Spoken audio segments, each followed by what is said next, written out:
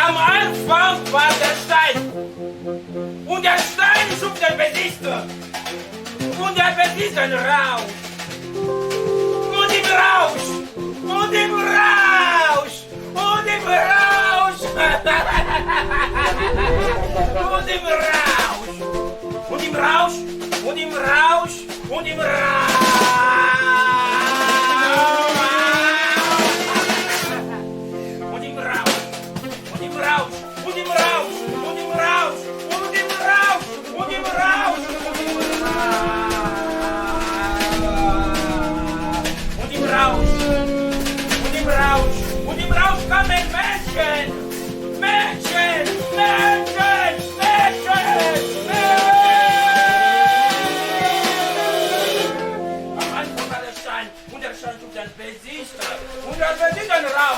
Und im Rausch kamen Menschen, die Erde wieder Stadt, die schlugen Bandrassen,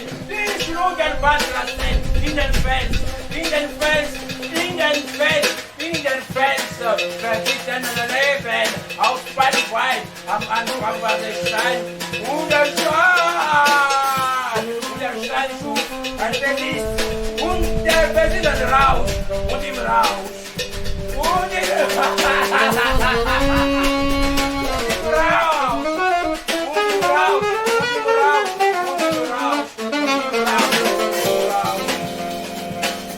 im Rausch kamen Menschen jedweder Gestalt, die schlugen Bandrassen.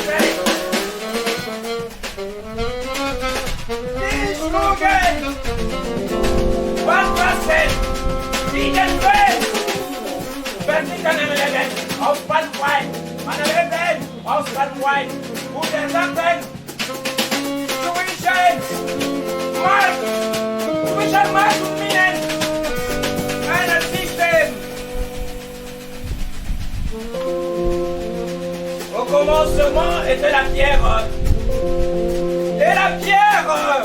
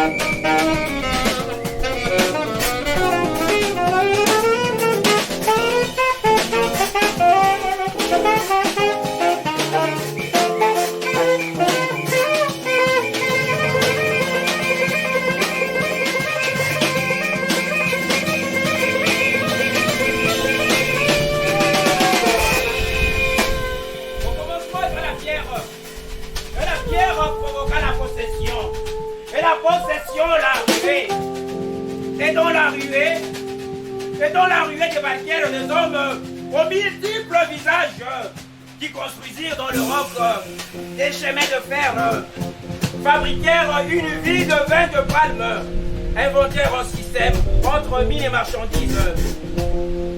La gare du Nord s'est dévergondée.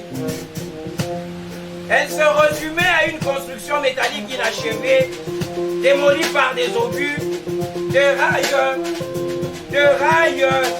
rails et de locomotives qui ramenaient à la mémoire la ligne de chemin de fer construite par Stanley, de champs de manioc, des hôtels à bas prix, de gargotes, de bordels, des églises de réveil, de boulangeries, de filles orchestrées par des hommes, toutes générations et nationalités confondues.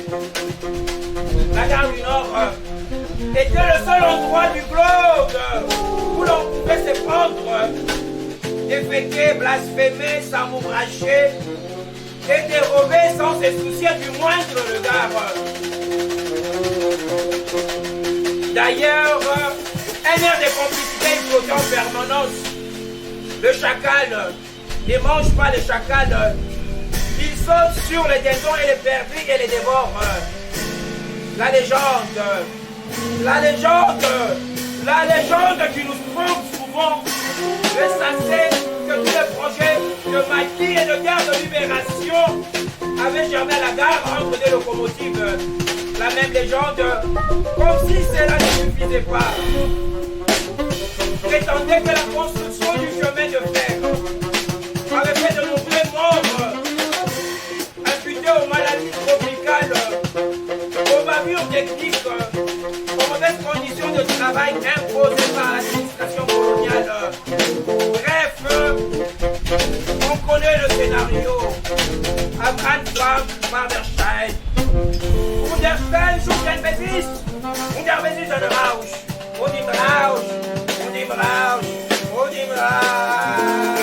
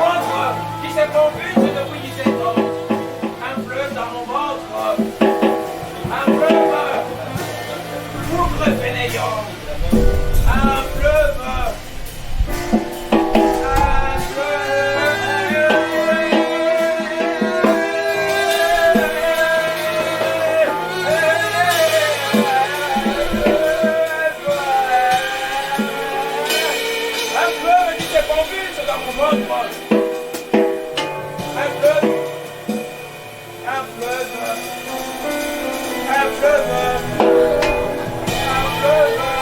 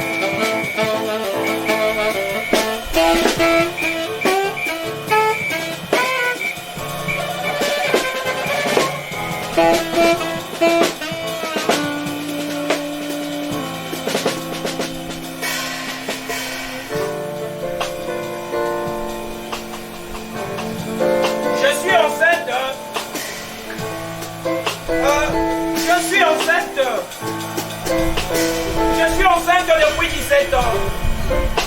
36 mois et 2 jours. Je fais l'amour avec le ciel. J'attends un nuage du ciel. L'enfant qui sortira de mon ventre.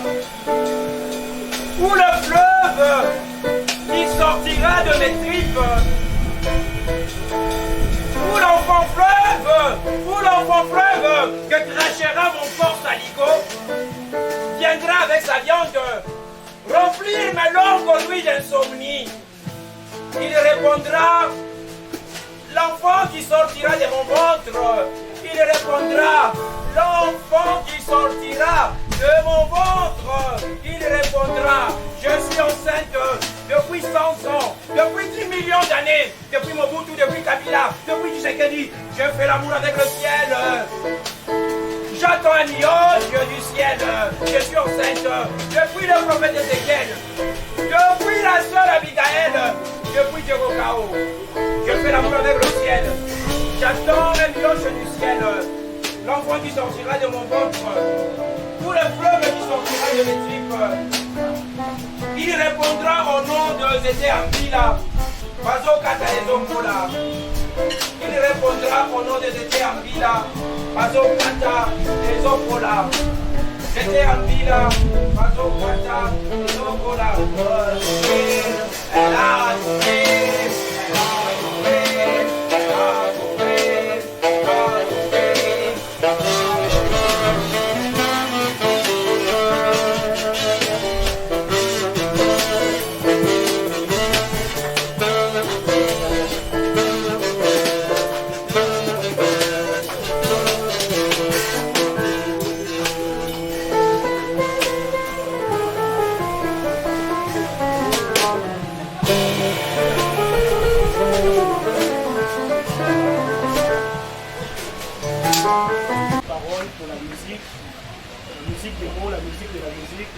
La musique avec les mots, la musique, des mots dans la musique, tout ça c'était très bien pour le fleuve. Et on est très content de le recevoir ici. Et bien sûr on reçoit quelqu'un qui n'est pas vraiment en terre étrangère parce que beaucoup ici t'ont lu. Donc on a rencontré tes mots. Et bien sûr, quand la personne, le personnage de l'auteur et les mots, il y a toujours parfois des ponts à franchir, des murs à franchir ou pas d'ailleurs. Et donc on va peut-être avoir une petite conversation pour essayer de découvrir l'auteur qui se cache ou qui se dévoile derrière les mots, mais aussi tout simplement l'homme qui est là et qui a une vie. Et donc surtout qu'ici, il y a beaucoup d'écrivains ou de futurs écrivains qui ont certainement envie d'en savoir un peu plus sur le parcours, sur l'histoire qui se cache derrière ce qu'on va qualifier d'histoire à succès, dans un paysage où il n'y en a pas beaucoup. Il y en a beaucoup plus du côté de la musique. Voilà, donc c'est comme ça que je sais que tu vas pas apprécier le mot, mais c'est comme ça que quand hier je parlais à quelqu'un, j'ai dit ouais mais tu sais Mwanza c'est un peu notre rockstar. Un peu notre rockstar de notre littérature, donc voilà. Et donc tu as commencé à écrire ici au Congo, voilà. Ça s'est passé, c'était quoi ton contact avec l'écriture? Oh, moi, je dirais que je suis arrivé à l'écriture par aventure. Par aventure parce que, dès le départ, mes parents, moi je me définis toujours comme barman. Parce que pour financer mes études, je vendais la bière.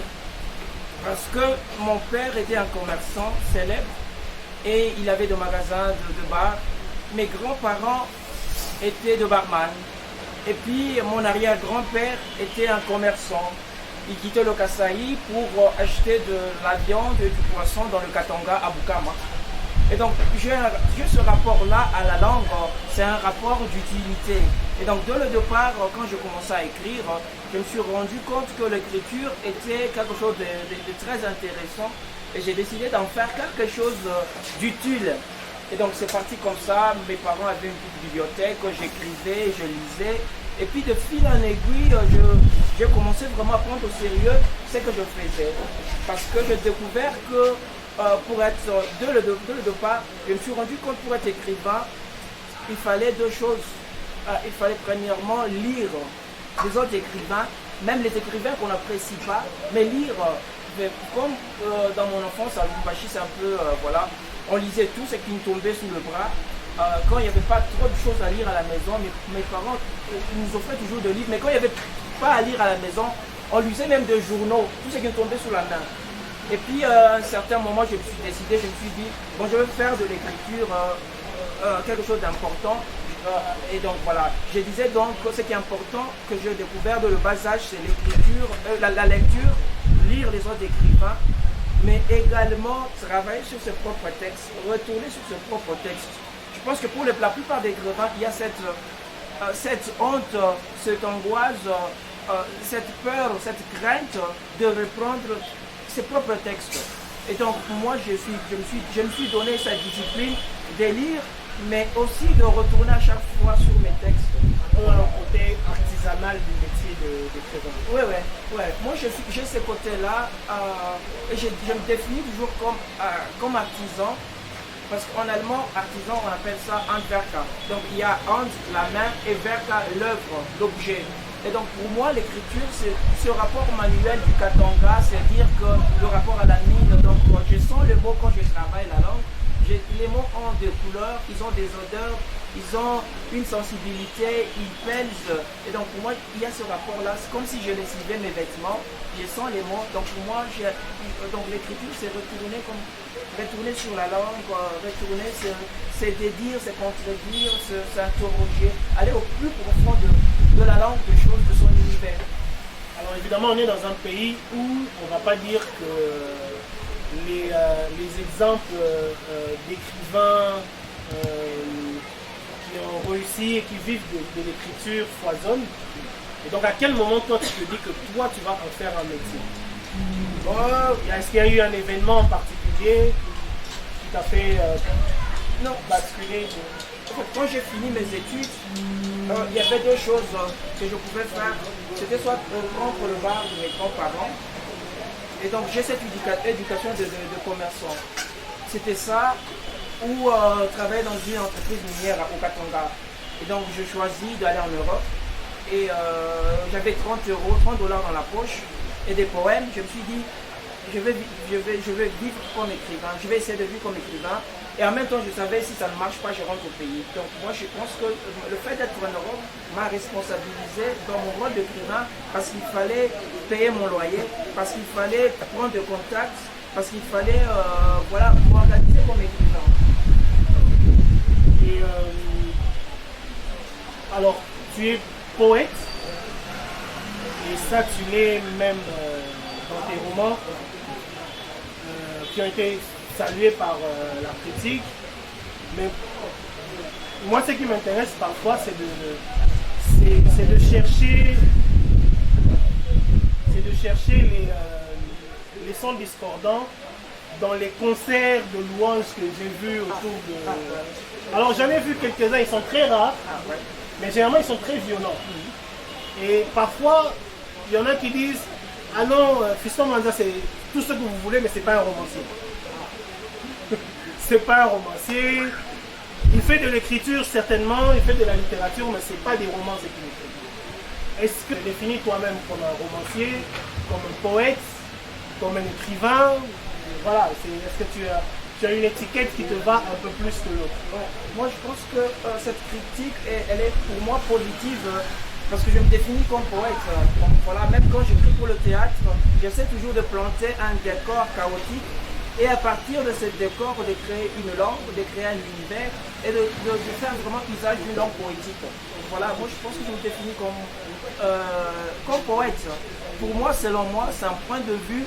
La poésie est la mère, la sœur, la petite sœur, la marraine de toute la littérature. Je pense que dans toute œuvre, que ce soit même dans le roman, il y a quelque chose de très poétique. Et donc moi je me définis comme poète, mais j'essaie, donc c'est-à-dire que je prends mon imaginaire de poète et je vais avec cet imaginaire dans le roman. Mais le fait déjà même tous mes romans, que ce soit Trap ou La Danse du Vilain, ce sont des romans qui sont travaillés à partir de poèmes. J'écris au moins chaque jour au moins 2 ou 3 poèmes parce que j'aime écrire de la poésie, mais aussi parce que je vis en Autriche et je travaille en français, donc j'écris en français, mais je ne pratique pas la langue, donc le français, je ne parle pas le français au quotidien. Et du coup, pour ne pas oublier ma langue, la langue française, j'écris toujours en français sur des bouts de papier. Et quand je passe au roman, j'utilise mes poèmes pour nourrir mes romans.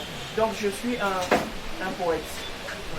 Alors tu as parlé tout à l'heure de la langue, mais ça aussi c'est un sujet intéressant parce que tu es, on va dire, tu es un spécimen particulier qu'on devrait étudier en laboratoire des langues parce que tu as grandi au Katanga où je pense que tu as pratiqué le français, le swahili, tu parles lingala et tu vis en Autriche où tu parles allemand au quotidien et tu écris en français et en allemand. Alors on a déjà des problèmes nous qui écrivons en français, qui vivons en lingala plus ou moins et tout ça. Et comment tu t'en sors on va dire dans ce fouillis, mais bon, on va dire que c'est le labyrinthe des langues. En fait, quand j'écris en allemand, je pense que l'avantage c'est que l'Autriche n'a pas une histoire coloniale à la belge. Même l'allemand a eu des colonies en Afrique. Moi, on n'a pas été colonisé par les Allemands de façon directe comme les Belges. Et donc j'ai déjà de part une certaine liberté d'utiliser la parole, d'utiliser cette langue comme si c'était ma propre langue. Et je pense que même par rapport à beaucoup d'écrivains, ce qui est intéressant, c'est déjà mon extraterritorialité, même de la langue allemande, parce que je vis en Autriche, et l'allemand autrichien, il est plus ou moins dialectal, c'est pas l'allemand de Bremen. Et donc, dès le départ, le fait de ne pas être en Allemagne, d'être en Autriche, et l'Autriche est connue et réputée pour une littérature qui fait un travail sur la langue, à travers des écrivains comme Peter Handke, comme Joseph Winkler. Et donc moi je pense que c'est cette extraterritorialité qui me permet d'être dans une insolence, d'utiliser cette langue comme je veux. Ce qui fait que quand j'écris en allemand, c'est un allemand, mes textes sont comme des palimpestes, parce qu'on retrouve l'allemand de standard, mais on retrouve le dialecte autrichien, on retrouve la Rode de Berlin. Ce qui fait que, alors pour écrire en allemand, je peux dire ainsi, c'est que je récolte de mots, j'ai beaucoup de cahiers où j'écris de mots qui me viennent par la tête. Et quand j'écris en allemand, je prends ce mot, je travaille j'utilise ce mot-là. Mais je n'ai pas de honte d'écrire en allemand parce que tout simplement j'utilise cette langue comme un bien public, comme un outil. Je pense que quand vous êtes à Kinshasa, vous allez je pense que ce n'est pas dans un pays nordique, vous allez porter votre manteau. Je pense que c'est tout à fait normal d'utiliser cette langue. Je pense qu'il faudrait repenser la question de la langue, parce qu'on a toujours tendance à dire, oh, en tant qu'écrivain africain, il faut écrire seulement dans nos langues. Mais moi, je n'ai pas des langues, maternelles. Je suis né au Katanga, ma langue maternelle ou de mes grands-parents, c'est le Chiluba, que je parle à peine. Le Swahili, je le parle en claudiquant, en boitant. Le français, je l'ai appris comme ça. Et donc, je n'ai pas de langue. Et donc, je me suis fait ma propre langue. Je pense qu'il faudrait repenser cette question parce que la question de la langue ne dépend pas ne doit pas être pris d'ensemble. Chaque écrivain a sa propre histoire, sa propre sensibilité. Il y a des écrivains qui sont nés dans des familles où on parle la langue. Il y a des écrivains qui sont nés dans des familles où, voilà. Donc, je pense que c'est une question à prendre au cas par cas. Alors, bien sûr, on parle de langue. Et tu dis que tu écris d'Autriche. Et en général, on pense parfois que l'écrivain a toujours un lieu où il écrit. Et toi, physiquement, tu es à Graz, en Autriche, mais on a l'impression que tu écris du Congo. Que le lieu d'où tu écris, c'est le Congo. Alors, est-ce que c'est parce que tu n'es pas vraiment parti ou c'est une affaire de confort? Alors, je pose la question d'autant plus que j'ai lu une fois, tu as dit que ton rêve, pas ultime, mais l'un de tes rêves d'écrivain, c'était de raconter une histoire d'Autrichiens vivant en Autriche, sans lien apparent avec le Congo. Alors, comment tu peux nous expliquer tout ça? Non, j'ai vécu au Congo, vous savez, j'ai vécu au Congo jusqu'à l'âge de 25-26 ans.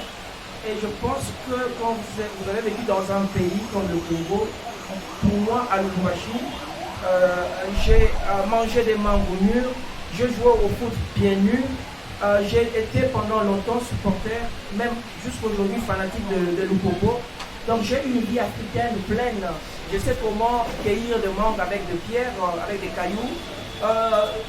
Voilà, je pense que c'est cette enfance africaine qui m'accompagne. Dès le départ, quand je suis arrivé en Autriche, pour moi c'était clair que j'avais un pays avec lequel je partais partout. Donc je pars avec mon Congo partout. Il y a le Katanga, il y a le Congo qui m'accompagne. Je pense que c'est mon confort, comme tu le dis, c'est le Congo. Voilà. Très bien. Alors dans tes romans, on va bientôt passer la parole au public qui doit trépigner d'impatience. Alors mais dans tes deux romans, pour parler que deux, même si on le souligne, tu as une œuvre qui est beaucoup plus variée. Tu écris du théâtre, tu écris de la poésie, effectivement. Alors, mais dans tes deux romans, bien sûr, c'est plus ou moins situé au Congo. Dans le premier, il y a l'histoire il y a du Congo, et il y a toujours un petit Autrichien quelque part. Donc, est-ce que c'est ta manière de rassembler, on va dire, tes deux identités actuelles? Non, moi je pense que quand on écrit d'un lieu, on est aussi influencé par ce lieu. Je vis en Autriche, mais je ne serai jamais autrichien. Je serai toujours congolais. En Autriche, je suis noir, je suis congolais, je suis africain. Je pense que c'est cette africanité qui entre comme ça dans mes textes à l'improviste. Mais est-ce que quelque part, les Autrichiens qui viennent dans tes textes et qui sont un peu perdus dans un pays qui n'est pas le leur, ce n'est pas l'envers de ce que toi tu es en Autriche. Ouais, c'est exactement ça. Par exemple, dans la danse du village, on a cette histoire de cet écrivain autrichien qui veut écrire un roman sur le Congo. Et donc là, je me retrouve dans cet écrivain parce que, comme tu l'as dit, mon rêve a toujours été d'écrire un roman sur, sur l'Autriche avec des personnages blancs. J'ai réussi ça en théâtre parce que tous les personnages de théâtre sont plus ou moins des Allemands qui viennent de la Bavière, parce que j'aime cette région. On boit beaucoup de bière comme au Katanga. On boit la Simba et la Tembo. Il faudrait boire la Tembo. Je ne serais pas pour la Tembo, mais voilà. Donc tu prends 2 Tembo et puis tu es à l'aise. Et donc je pense que je m'inspire beaucoup de la Bavière parce qu'il y a la culture de la bière qui m'a toujours intéressé parce que je suis un enfant de la mine, donc c'est un peu ce côté paysan, en même temps minier, qui m'intéresse toujours. Donc voilà. Mais mon grand rêve, c'est vraiment d'avoir des personnages dans un roman, de personnages blancs autrichiens, du début jusqu'à la fin du roman. Est-ce que pour toi, cette envie, on va dire, de sortir un peu de toi, de sortir de ta congolité, à travers des personnages, c'est une sorte d'envie de rencontrer quelque chose de... On parlait tout à l'heure là d'universalisme. C'est de rencontrer l'homme universel, donc un peu neutre, un peu... Non, moi, je peux dire comme ça de manière brutale, si j'aime des personnages blancs dans mes romans, c'est parce que tout simplement j'aime déconstruire certains mythes élaborés à l'époque coloniale et même à l'époque de l'esclavage. Je suis toujours dans cette quête de construire ce que Moudi Batel, la bibliothèque coloniale, l'ensemble de textes écrits sur l'Afrique à l'époque coloniale. Et donc moi, c'est ma quête de travailler, d'interroger le monde, voilà, parce qu'on vit dans un monde qui est très ouvert, et pourquoi pas avoir des personnages comme la Madone dans la danse du vilain qui se réclame japonaise. Donc moi, c'est ce qui m'intéresse, c'est aller au-delà de nos frontières, mais interroger toutes sortes de frontières. Il y a aussi un rapport, il y a aussi un certain rapport avec la folie, on va dire, dans la plupart de tes écrits. C'est quelque chose avec lequel tu vis, parce que parfois on dit que les artistes sont un peu fous. Est-ce que tu frôles la folie dans ton quotidien, ou c'est une hantise ou une obsession?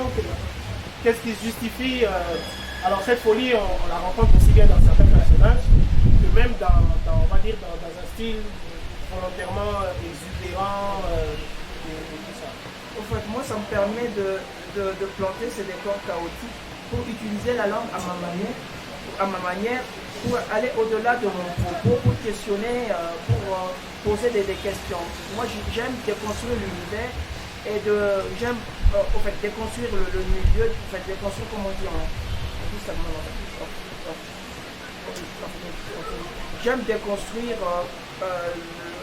l'écosystème romanesque, l'univers romanesque, pour essayer d'interroger des situations. Et pour déconstruire, il faudrait des personnages de folie. Mais travailler, mon écriture romanesque est beaucoup inspirée par mon écriture théâtrale. Quand j'écris pour le théâtre, c'est que je fais, il n'y a pas d'histoire. J'ai créé d'abord des personnages, et à partir de personnages, j'ai créé un lien entre eux, j'ai créé une histoire entre eux. Le roman, c'est pareil. Donc, je pense qu'il faudrait cette folie pour trouver des liens entre les personnages. Ce qui parfois peut donner cette impression de décousu, qui fait dire à certains que ce n'est pas très romanesque parce que ce n'est pas dans le canon des romans. Non, je pense que ça, c'est un regard occidental sur la littérature, sur la vie. Hein. Quelqu'un qui arrive de Paris, de Montréal, dirait que Kinshasa est une ville de cousu.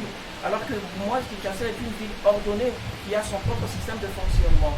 Et je pense que pour moi, mon roman, c'est qui a sa cohérence interne.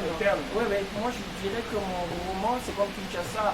Elle a ses propres mécanismes de fonctionnement. Voilà. Je vais finir par là.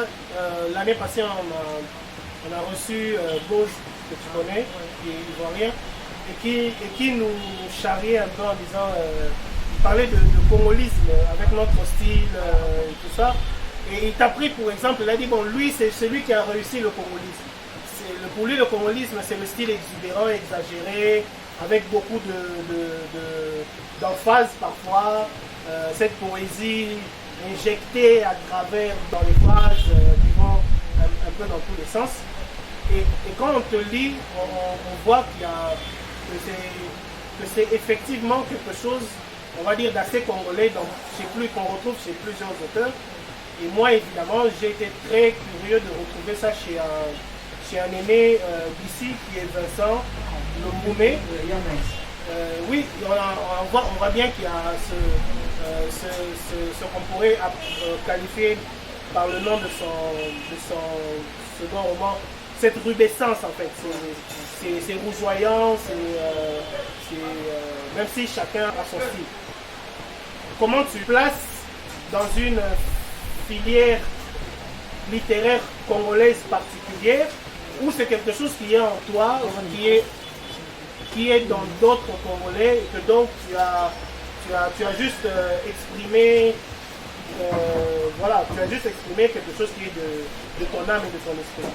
Non, il faut dire que la plupart d'auteurs, surtout quand ils sont jeunes, même si je ne suis plus jeune, ils ont toujours ce mal de se situer dans la généalogie.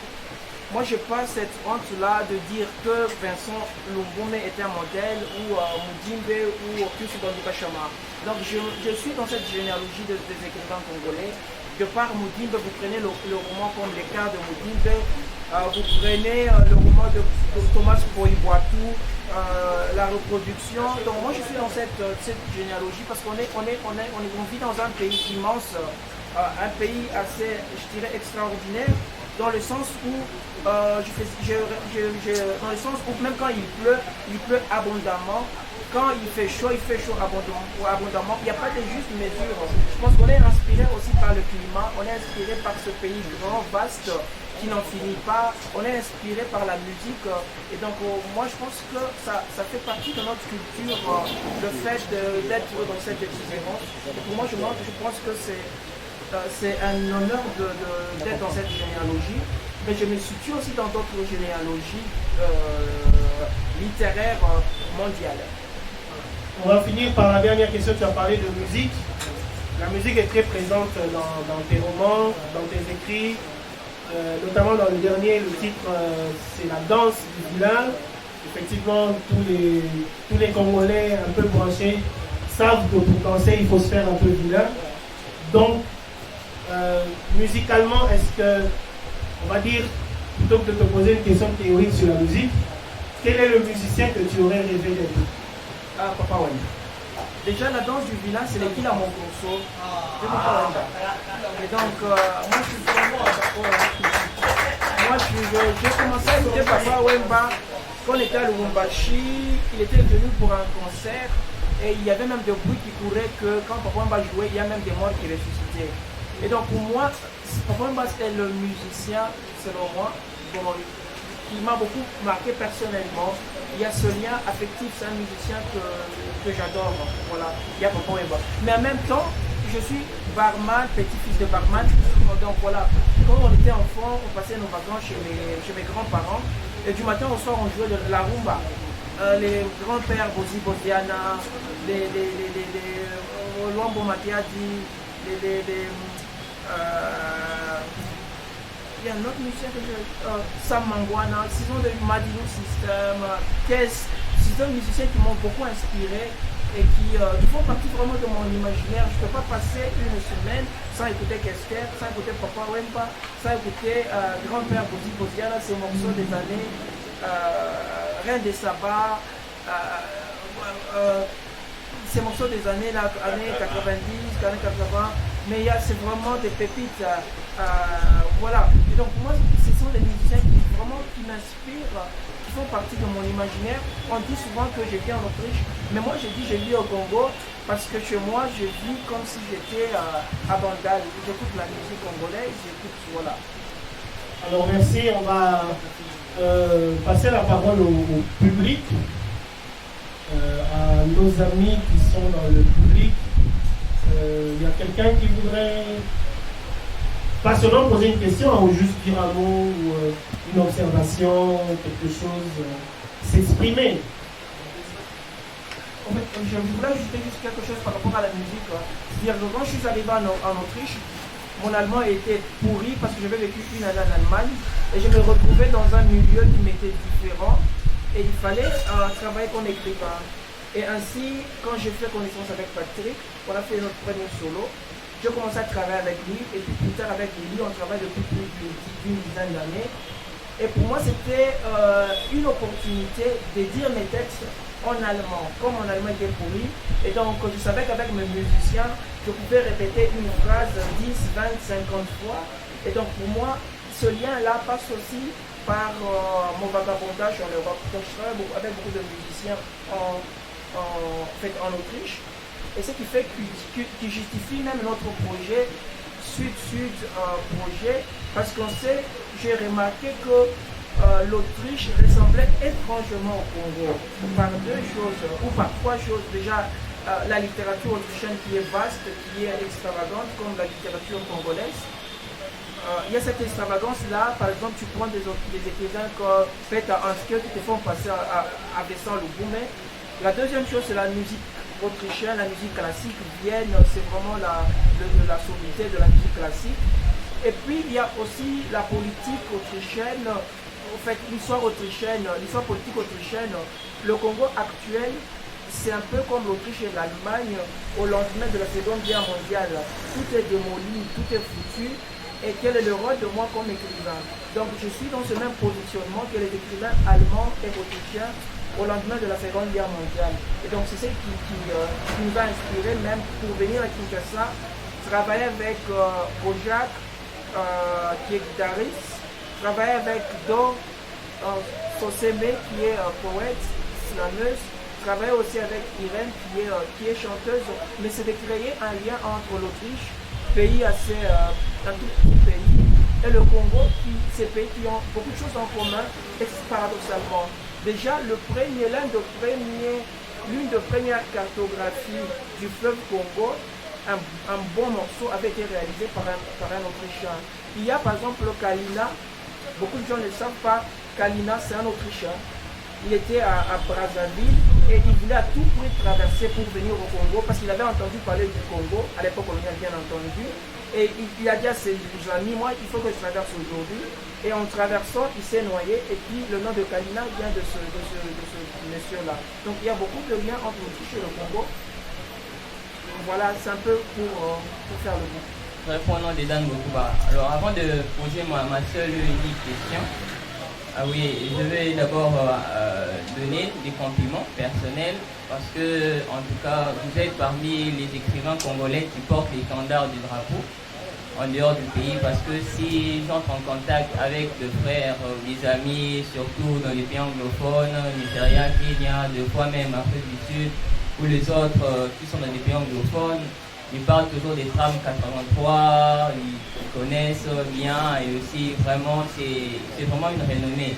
Et à chaque fois, s'il faudrait que vous conversiez et qu'on vous demande vous êtes de quelle nationalité, la République démocratique du Congo, surtout dans ces pays-là, on a toujours comme référence, oui, j'ai déjà lu un des écrivains congolais, au nom de Fiston Manta, j'ai lu Trame 83, c'est vraiment quelque chose d'encourageant pour nous les jeunes et voilà.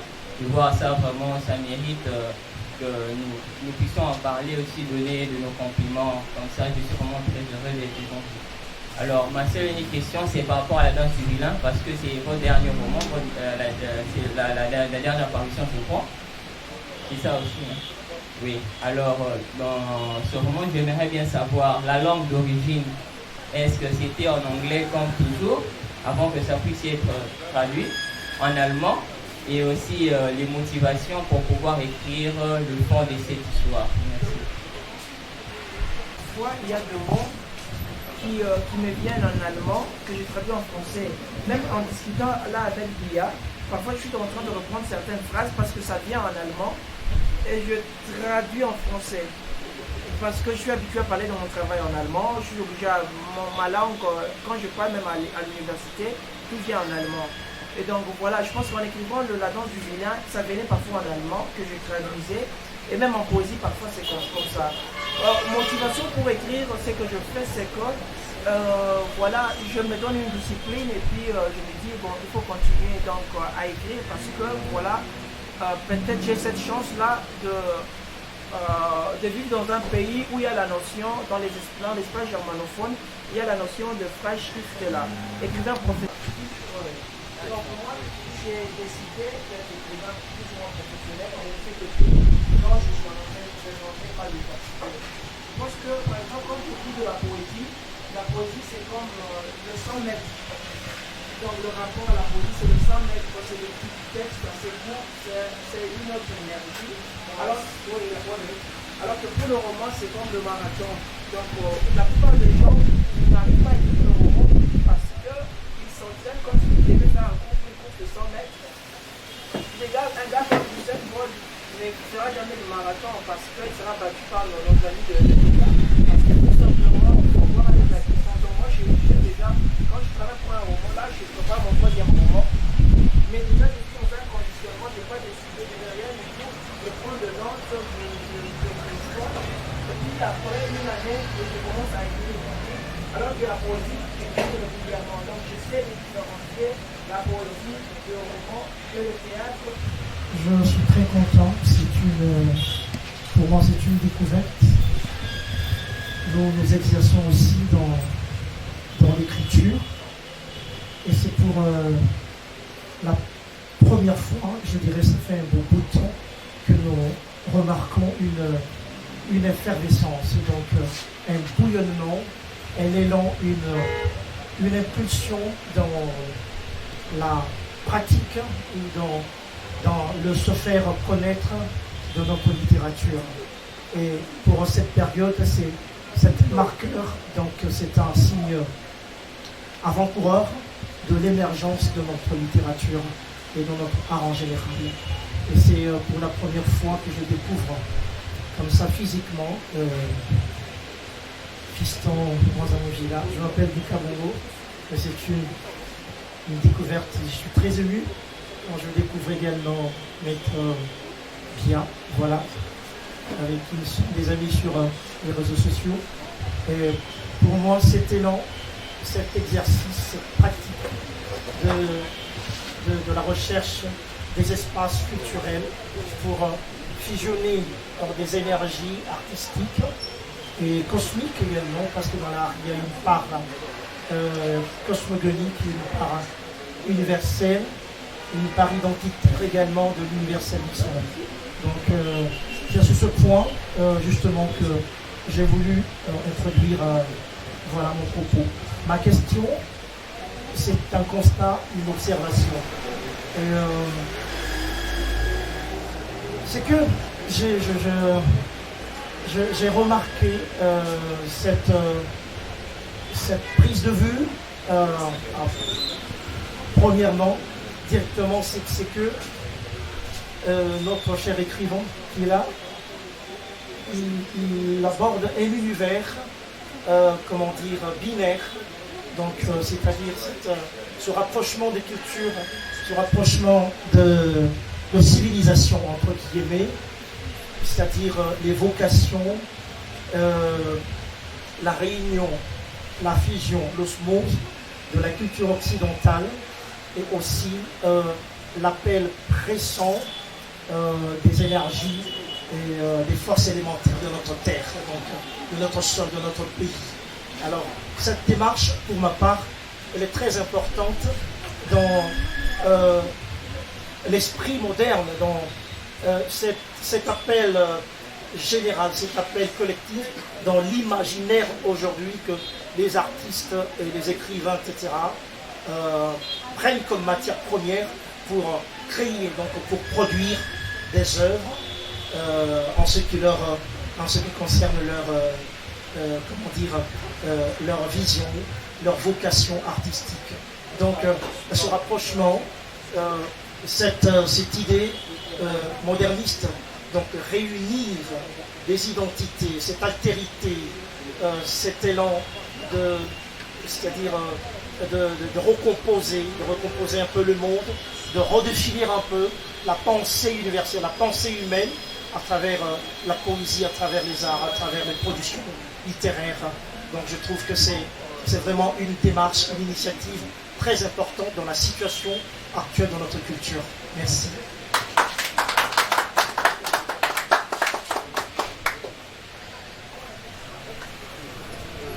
L'intervenant parle de bouillonnement, mais justement quand on regarde ton parcours, ça se situe au moment où justement c'est la littérature congolaise qui avait connu, on va dire, une grosse léthargie à partir des années 90, a commencé à justement à germer à nouveau vers les 2008, 9, 10. C'est en ce moment-là justement où tu commences un peu à grimper sur la montagne. C'est quoi le souvenir que tu as de cette époque-là? C'est un souvenir assez vague parce que à Lubumbashi, il y a vraiment. Lubumbashi est une ville minière, ce qui fait que tout tourne autour de la question de la mine. Voilà, la notion de gaz, le travail, elle est très importante. C'est-à-dire qu'à Lubumbashi, la masculinité, la féminité, le fait d'être humain, c'est défini autour du travail. Si tu n'as pas de boulot, tu ne peux pas dire que je suis artiste à Lubumbashi. Parce qu'on est vraiment embrigadé dans les mines depuis des générations. D'une manière ou d'une autre, chacun dans sa famille a des oncles, des tantes qui ont travaillé dans les mines, qui travaillent dans les mines, qui officient à la GECAMINE. C'est-à-dire que tout tourne autour des mines.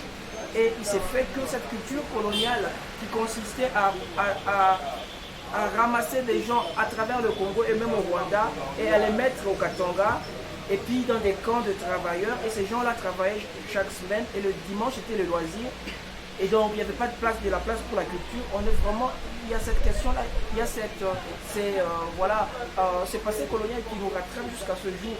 Et donc à Lubumbashi, moi j'ai la malchance de commencer à écrire au lendemain de pillage, parce que tous les écrivains congolais étaient déjà partis, parce que tout simplement le maréchal avait presque exilé la fédération de lettres à Lubumbashi, et les écrivains comme les Moudimbe, les plus ou Lengal ont passé par Lubumbashi, et donc il n'y avait presque rien. Et donc moi j'ai commencé à écrire dans cette période-là. Il y a très peu de souvenirs vraiment de rencontres littéraires, culturelles. Et puis par la suite j'étais plus souvent invité à Kinshasa. Et quand je suis parti, je me suis vraiment rendu compte qu'il y a des choses qui s'est passé, même à Lubumbashi, même à Kinshasa, il y avait un renouveau à travers des initiatives parfois privées, personnelles, comme voilà, il y avait vraiment de l'engouement. Et là, pour moi, actuellement, j'ai l'impression que pour moi, c'est vraiment une explosion. Là, j'ai ouï dire qu'il y a le Congo lance le prix panafricain et le prix littéraire congolais, et je pense que ces prix ne sont pas sortis ex nihilo, parce qu'il y a un travail qui a été fait par les écrivains, par les opérateurs culturels, dont toi-même, et donc je pense que ça félicité. Donc il y a des choses qui se passent, et voilà, moi je suis époustouflé de venir à Kinshasa, de bénéficier de cet accueil, et ça casse un peu les mythes qui consistent à dire que les Congolais ne lisent pas. L'écrivain congolais n'a pas de lecteurs, n'a pas d'électorat. C'est vraiment, ça casse tout ce mythe-là, parce que j'ai senti que voilà, il y a des lecteurs, je suis contacté par Facebook, voilà, il y a cette effervescence-là qui casse beaucoup de mythes. Et pour moi, je te dis bravo à d'autres personnes comme Ali Richard, voilà, donc à des poètes qui émergent, et à tout ce qui se passe à Kinshasa. Moi, je me dis, voilà, c'est vraiment cette effervescence qu'on a vraiment besoin. Et puis, on dit bravo, et puis on continue dans le même élan. Alors, pour parler du sujet, avant de passer la parole à notre ami, l'un des problèmes ici, c'est le problème du livre, j'ai l'habitude de dire que c'est un problème économique ici, beaucoup plus qu'autre chose. L'un des aspects de ce problème économique, c'est le prix évidemment des livres, notamment des livres qui sont produits à l'étranger. C'est en gros importer un livre de Fiston, il arrive ici après ses $50. C'est hors de prix, c'est exclu. Et de plus en plus, il y a ce mouvement d'auteurs africains de pouvoir, en négociant avec leur éditeur, réserver des droits pour la zone Afrique, pour leur pays, etc., etc. Alors là, je triche un peu en tant qu'éditeur. Est-ce que c'est quelque chose que tu envisages de faire pour tes prochains romans? Oui, moi je pense qu'il y a une proposition correcte, c'est normal, qui cadre avec ce que signifie la littérature, parce que la littérature, c'est pas seulement le texte, mais c'est aussi l'objet, le livre. Voilà, moi j'aime les beaux livres, donc voilà. Moi je pense que quand ça cadre avec cette logique d'avoir de beaux livres, pourquoi pas. Je pense que nous les écrivains qui vivent en Occident, on souffre, il y a une souffrance. Quand tu fais tes lectures, tu te rends compte que tes lecteurs ne sont pas congolais, tes lecteurs d'ici, ils ont du mal à avoir accès à tes livres. Je pense que c'est une souffrance énorme que les gens ne captent pas. Voilà, moi je voudrais être lu à Kinshasa, dans une librairie, quelqu'un va dans une librairie à Bandal, ce que j'ai vu au Nigeria par exemple, à Lagos, dans une librairie comme ça, il y a ils se venir ici trouver mes livres qui sont en vente. Pour moi, ce serait un grand honneur. Moi je me dis, s'il y a des propositions correctes, voilà, qui ne tue pas le livre, parce que voilà, vous imaginez, on publie un livre et puis l'éditeur oublie certaines phrases de l'auteur, ou voilà, voilà. Donc s'il y a des propositions, pourquoi pas. Moi je suis dans ce dynamisme-là d'accompagner aussi par mon travail dans ce qui se passe au pays. Merci, Merci pour la parole. Je suis Maui Jansana Sylvain. Déjà, je voulais intervenir à la suite de la question de la demande que s'est fait l'auteur, en disant que, en recherchant donc cette légitimité d'écrire avec des personnages autrichiens, une histoire d'Autrichiens, mais moi je lui dis que je viens de définir ma lecture d'une cosmogonie Luba, écrite par deux auteurs belges. En fait, c'est Fourchet et Morligen, la Bible noire, Mukana Wachakani. Donc, ces deux auteurs ont vécu ici, en RDC, ils ont vécu à Mbujima, Yakananga, à Chikapa. Ils ont eu le temps d'entrer en contact avec les milieux culturel africain, et on saisit donc la réalité, c'est qu'en était donc l'essence. De ce point de vue-là, je pense que tu es un citoyen universel et déjà tu peux t'accommoder par rapport à tout ce que tu vis en Autriche. Tu peux déjà te faire l'idée de ce que sont les Autrichiens, de leur vie, de leur quotidien, et nous en faire une recension. Et je pense que l'authenticité proviendra de ce que tu es en train de vivre de l'autre côté. Ma question donc intervient au niveau de la comparaison que vous venez d'établir entre la RDC d'aujourd'hui et l'Allemagne et l'Autriche d'après-guerre 1940-45. C'est une Allemagne qui est par terre, une Autriche qui est par terre, qui d'ailleurs, après les procès de Nuremberg, je pense qu'elle doit payer des tributs. Donc, il y avait des dommages qu'il devait payer. En fait, je me dis, à cette époque, l'Allemagne, pas que l'Allemagne, il y a aussi toute l'Europe, elle s'est relevée à partir du plan Marshall. Il y a eu une sorte d'aide massive, économie. Et en fait, je me demande pour le cas du Congo, aujourd'hui, être dans le voyage, par-ci par-là, il est en Allemagne, il est en Europe, bon, il est aux États-Unis, j'ai vu même à la Serbie. Finalement, je me dis, est-ce que ce n'est pas peut-être cette sorte de plan Marshall qui est envisageable pour le cas congolais, où nous devons continuer de nous battre dans nos insuffisances, dans nos déficits. Merci. En fait, quand je compare l'Autriche et l'Allemagne, c'est au niveau littéraire, hein. C'est-à-dire qu'il y a ces écrivains-là qui se sont réunis dans des associations comme le groupe 47.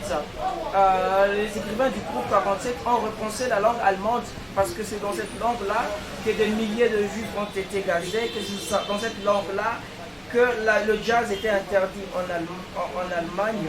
C'est dans cette langue-là que les écrivains juifs étaient bannis dans les librairies en Allemagne et en Autriche. Et donc, cette langue, la langue allemande, a été utilisée pour des campagnes hitlériennes, dans des campagnes hitlériennes.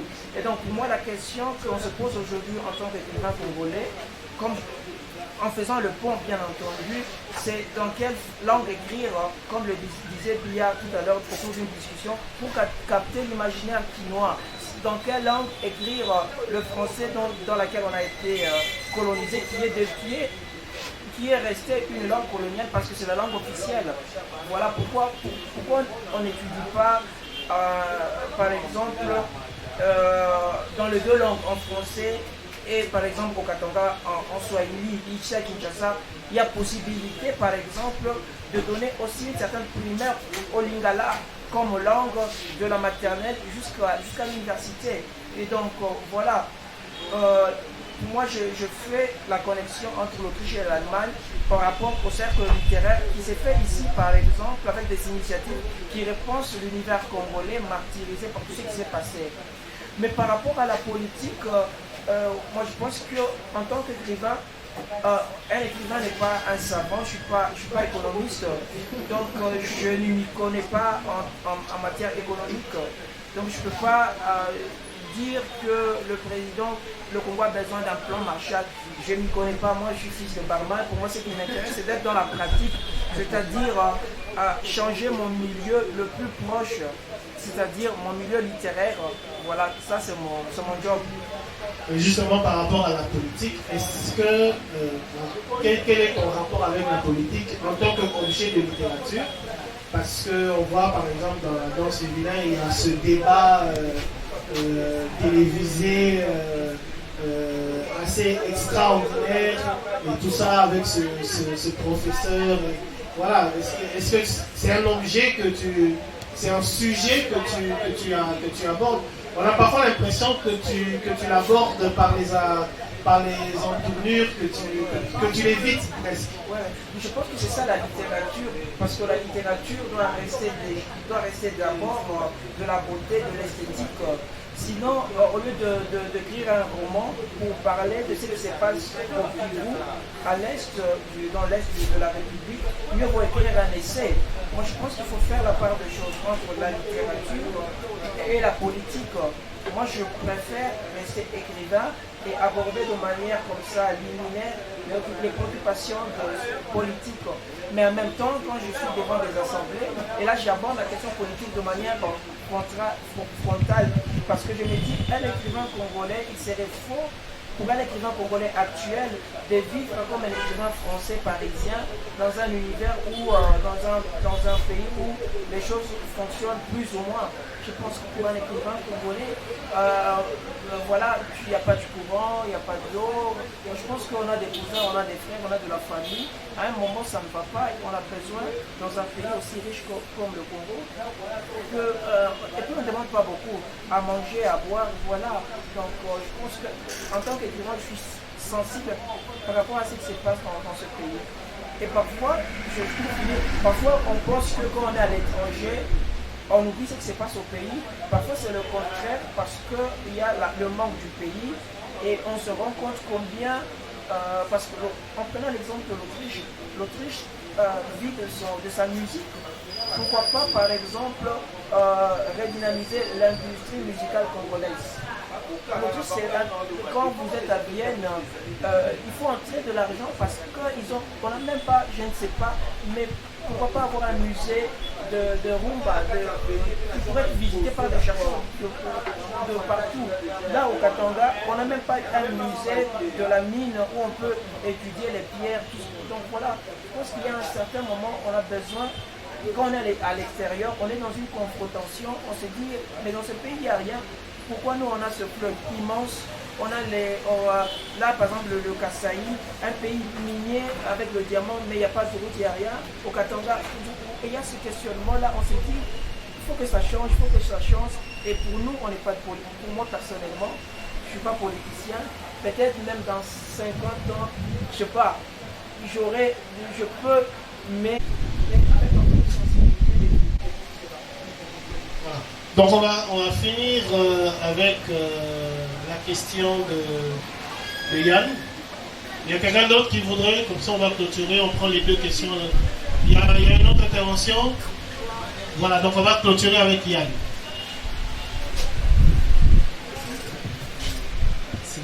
Je crois qu'il y a un détail qu'on n'a pas dit à propos de moi, sur le département français, à l'ISP Gombe. Alors on parle beaucoup de vous, hein. Lorsque nous avons assisté le professeur Kangomba Lulamba qui nous a reçus, il a beaucoup parlé de vous. Surtout, nous avons fait des lectures croisées avec Jean Bofana et tout. Voilà. Donc, je crois avoir votre lettre parce que je n'ai pas encore lu l'annonce du matin. Mais en deuxième candidature, j'avais déjà lu TAM 80, mais je ne l'ai pas fini.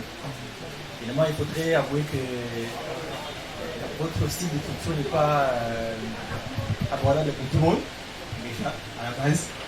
Et d'ailleurs... J'enseigne la littérature, je dirais qu'enseigner la littérature en Allemagne ou en Autriche, c'est pas la même chose qu'enseigner la littérature, par exemple, en France. On se retrouve parfois devant un public ou des étudiants qui n'ont jamais été en Afrique, qui ne savent pas situer le Congo sur une carte, le Sénégal, voilà, et qui ne savent pas qu'il y a eu, voilà, pour enseigner la littérature, pour moi je commence mes cours de littérature toujours par une carte de l'Afrique, et pour moi c'est toujours important. La réception de la littérature, je pense qu'elle est assez... voilà, il y a eu en Allemagne dans les années 80 où il y avait comme un boom de la littérature africaine. Il y a avec des petites maisons d'édition comme Peta Ama qui publiaient beaucoup d'écrivains, des groupes qui ont été publiés. Après, il y a eu comme, je ne sais pas si même si on peut lier ça à ce qui se faisait en Europe de l'Est. Parce qu'il y avait beaucoup de liens entre l'Europe de l'Est, je pense, et Kinshasa, et le Congo, aucune idée. Mais en même temps, je pense qu'il y avait ce boom-là de la littérature africaine dans les années 80, 90, et puis ça s'est estompé, mais maintenant il y a de plus en plus un intérêt pour l'Afrique. Mais ça s'est diffracté parce que on ne peut pas vraiment parler de la littérature africaine en Allemagne, en Autriche. On parlerait de quelques auteurs qui sont publiés. La principale maison d'édition qui publie de la littérature africaine, il y a deux maisons. Il y a Peta Ama, mais là les écrivains sont comme cloisonnés parce qu'ils ne font que de la littérature africaine. Ce qui fait qu'ils ont une maison, mais il n'y a pas, le marketing ne suit pas.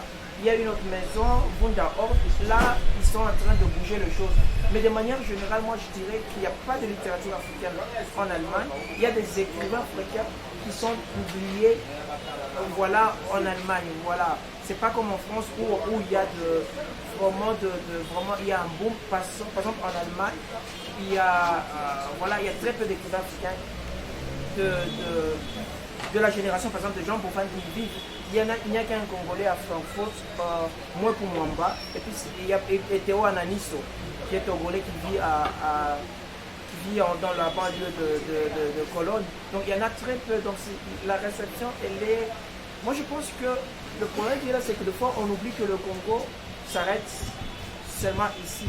Alors que le Congo il est vaste et qu'il appartient à notre pays d'avoir une politique culturelle. En France par exemple, il y a, en fait, dans certains pays par exemple,